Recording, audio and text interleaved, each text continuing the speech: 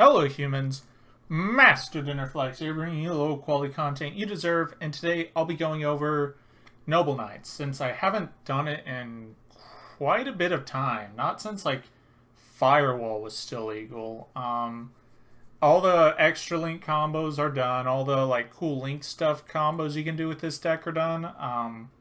Losing Summon Sork, losing all those warriors, like generic warrior support, just pretty much put this deck down back to its roots, where you can pretty much only just play it with itself. Unfortunate, but ban lists happen. So I'm going to go ahead and get straight into it. I'm going to explain some choices because it would like seem weird. Like a lot of these choices seem weird, but they're really not once I get to explaining them. So we got Madrat. This has to be a 3 of. It's the most powerful normal summon in your deck. Pretty self-explanatory. If you even know anything about Noble Knights, you pretty much know what it does. You equip him with something, he summons something from the deck, and destroys the equip spell. So yeah. 3 Custom, it's better than the other extender because this one just works with anything. While the other extender, I can't remember his name, you need a normal monster. So, like, this counts as a normal monster, and Boars counts as a normal monster, but otherwise it's literally just worthless. So I just wanted to play something else. And this one's really good because it doesn't matter when you draw it. As long as you have an equip spell, it's an extender. And then Triple Brothers. This makes your deck play infinitely. You can use Izolde multiple times per duel. This is a soft once per turn, so you can end up using this effect like 2 to 3 times per duel. 2 to 3 times per turn, I should say. And yeah, this is a really powerful effect. So the crazy thing is about this deck is you're not trying to summon a big king turn 1. You're actually trying to summon Izolde and resolve this, and that's more important than resolving a king because the king isn't a disruption, and your king is easily outable in modern day Yu-Gi-Oh! It doesn't matter that it has targeting and destruction prevention because a single boar load just completely ends the duel for you. So what you actually want to do is you want to just have Isolde and you want to have Brothers, and if that's all you get to do, that's fine because there's plenty of hand traps in here that you're trying to draw into, and there's plenty of ways to get disruption set up. So like that's not the problem. So I decided rather than focus on a king turn 1, which they don't do anything turn 1, I'll focus on like a resource management deck turn 1, kind of like hand trap them, stun them a bit. And once it gets back to my turn, I'll go into the kings because now they've put their stuff on board where you can use the king to get rid of it. Not to mention you're going to be making so much advantage with the Brothers and Isolde that you'll be able to play through disruptions. And you'll see that once we get to the replay. And then what's really weird is just 1 Boars. And I had to think about this for a bit because it would seem obvious that you just play a lot of these. But once you send the trap to the grave, once you send all 3, it's just not very powerful anymore. So realistically, it's only a one-time use, and like it alone doesn't do anything. Like you can't just summon Boars and equip it with some and call it a day. That's not good enough. Like I said, you always want to go into his old Brothers, and this alone can't do it. But if you draw it and you have Brothers, you can get it there. But you really just want to summon it off Madrat.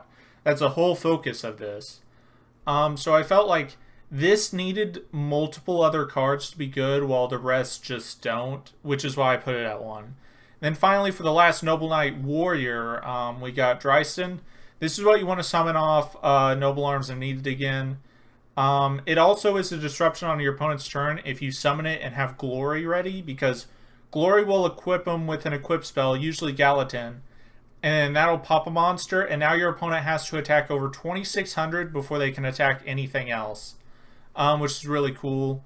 And then for like the, I guess like engine cards, we got Gwen. She is an infinite equip spell, which is why she's so good. And then for like the last of the theme stuff and the monsters, which also breaks into the hand traps, we got Triple Morgan. It upsets me so much because this isn't a warrior, this isn't a Noble Arms, and this isn't a Noble Knight. It is literally unsearchable which pisses me off because, like, oh, Subterra Phoenix is just searchable in your whole deck, and this one's like, nah, you don't need me. Pisses me off, but you have so much draw power, it's not impossible to get to. Not to mention you have other hand traps if you don't draw into it. But yeah, Triple Morgan, it's so powerful that it doesn't matter that it's not searchable, because you just still need to play it anyway. And we got Triple Ash and Triple Valor. No impermanence, because you're usually getting your hand traps off of Noble Arms or Needed Again. So, like, you can't obviously grab impermanence while you have a field, because that won't do anything.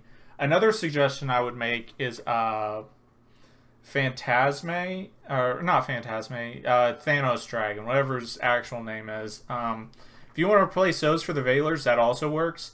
The only reason I didn't is because, one, he's not an actual disruption to your opponent. He only digs you to the disruptions. And B, his targeting protection doesn't matter since your deck has a lot of built-in targeting protection. So I don't think he's, like, perfect in here, but I can totally see you wanting to play him. Because it's like the same thing with this. It's just another hand trap you can grab. And then he digs a little more to try to get to mainly Morgan. So that's it for the monsters. For the spells, we got Triple Glory. It's just a substitute for any equipped spell in the deck.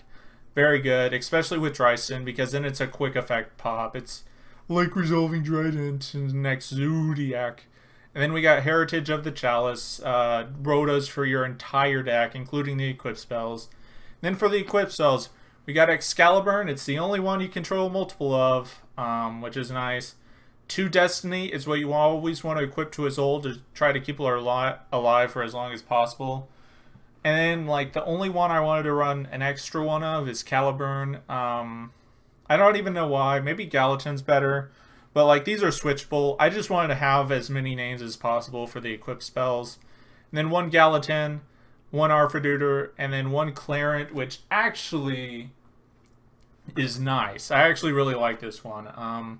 So it is another name, which is important, because there were several situations where, like, turn 3... if I just had a different name, I could resolve Isolde again without bothering with brothers. So this part is nice. But it's really funny to have like a 3200 Big King when your opponent's like down quite a bit and just attack for game. Ignore their field. Like, that's actually really good. I've done it several times before. It's really funny. But yeah, I really like this one. You don't have to like it, but I think it's pretty strong. And then 1 Rhoda. It's a Rhoda. And for the traps, just 3 of this. So I guess I'll have to explain. I don't play Merlin because I think that card is awful. I think it is like one of the worst cards I've ever tried. Yes, I know it's powerful. Like, it gets you to Madra, which is the most important focus of the deck. But like, it doesn't, like, so if you just summon a Noble Knight and it gets ashed, like if you summon Madrat and it gets ashed, oh, that kind of sucks. But like, there's ways to play out of it. When your Merlin gets ashed, your turn is over. So like, oh, and not only that, but Called by the Grave also ends Merlin. So it's like, there's a lot of just natural counters to Merlin.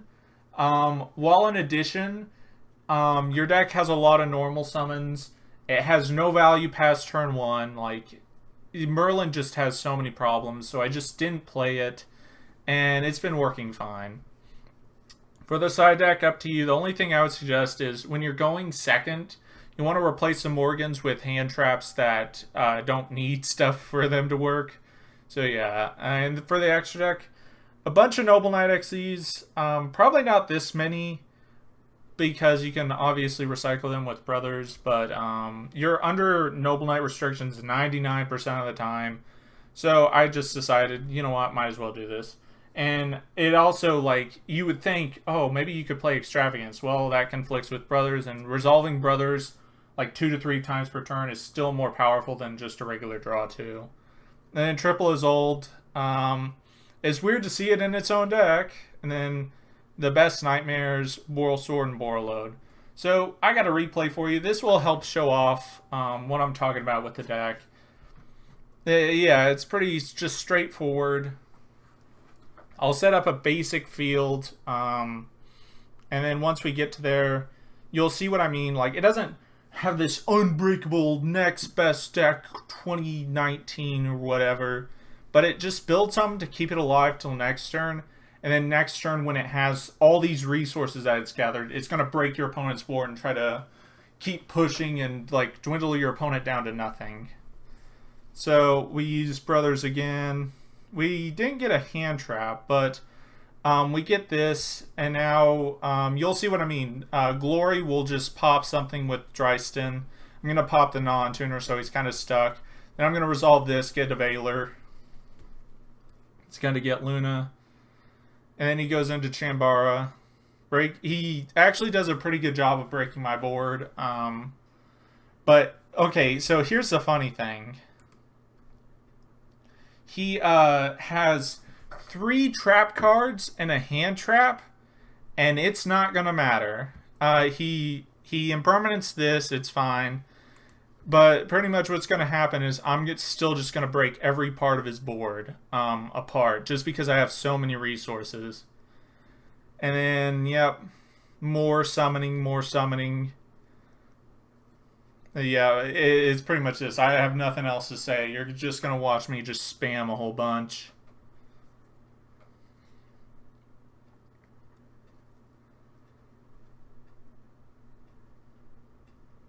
And this is what I mean by Brothers. I don't know how many times I resolved it, but it was a lot. So I attack over his stuff. Custard has a really nice effect where he just ranks up into whatever you want, and that's it. He's literally left with Luna, and I have this whole field. Shared Ride, that was another. He's playing anti-meta. It just didn't matter because I had so many resources, and I was gaining so many resources that he just couldn't keep up with it. So, yep, that's about it. Thank you all for watching. Hopefully you enjoyed the video. And remember, Master DinnerFlax will take your soul.